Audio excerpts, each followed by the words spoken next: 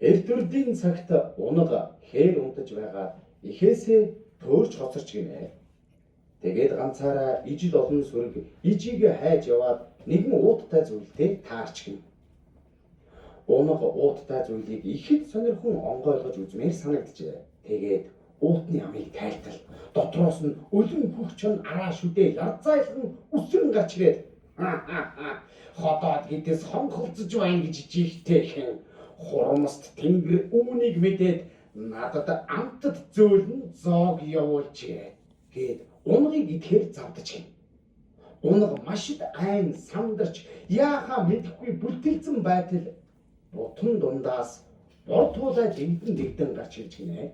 Туулай явдал учрыг дуулсны эцэст чанга та ийм жижигхэн уусны яг орхийг хэрвээ оруулан бид хоёр идүүлээ. Имээд цооглох боллоо хэмээн сэтгэж зөвшөөрөөд уут руу орохоор болж гин. Тэгээд уут руу ууглан ортол туулаа. Тэ хэлээгүй юу? Сүүлд багтахгүй байна. Ихэд чон сүүлийн уутанд хийдэл унах туулаа хоёр эвлэн уутны амыг нь сайн богоод хээр орхижээ. Ингэж унах ухаанд туулайн ачаар чоноо зэдүүлэх аюулаас аврагдсан гинлээ.